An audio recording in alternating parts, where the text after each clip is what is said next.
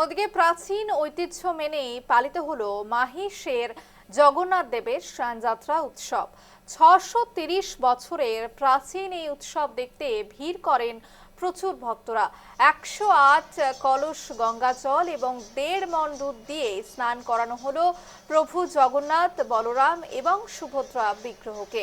আজ ভোরবেলা মন্দিরে পুজোর প্রক্রিয়া শেষ করে তারপর নির্দিষ্ট স্নান মঞ্চে নিয়ে আসা হয় বিগ্রহদের। সেখানেই ভক্তদের উপস্থিতিতে বিগ্রহদের স্নান করানো হয়।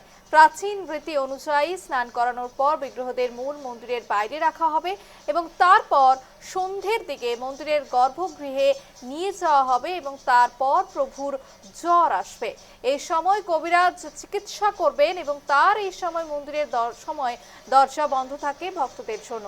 14 দিন পর মন্দিরের দরজা খোলা হয় এবং শুরু হয় নবযৌবন উৎসব। আর তার দুদিন পর অর্থাৎ আগামী 16 জুলাই অনুষ্ঠিত হবে রথযাত্রা উৎসব। আজকের দিনে প্রভুর এই স্নানযাত্রা উৎসব দেখতে পেয়ে খুশি ভক্তরা। দেব স্নান পূর্ণিমা উপলক্ষে ওড়িশার পুরীতে ভক্তের ঢল। শ্রী জগন্নাথ, বলভদ্র এবং সুভদ্রার স্নানযাত্রা দেখতে উপচে পড়া ভিড়।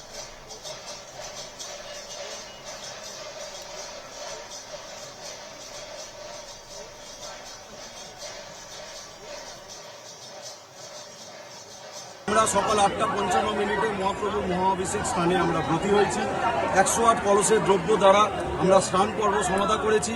108-এর মধ্যে 35টি জগন্নাথ দেবের মাথায়, 33টি বলভদ্র দেবের মাথায়, 22টি মা সুভদ্রার মাথায় এবং 18টি যেটাই সুদর্শনে সেটি জগন্নাথ দেবের মাথাতেই আমরা ঢেলেছি।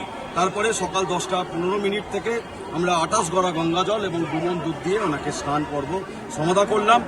অগণিত ভক্তদের ঢল নেমেছে, কারণ এই জগন্নাথ দেবের স্নানযাত্রা সব থেকে বিখ্যাত। এই 630 বছরের মূর্তি তো আর কোথাও নেই।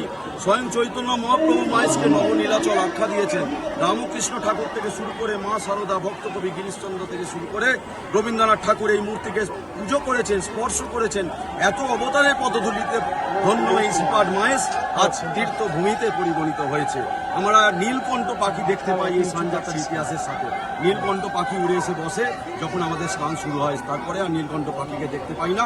আমরা ধরে নিই সেই নীলকণ্ঠ পাখি চলে গেছে নীলাচলের পথে।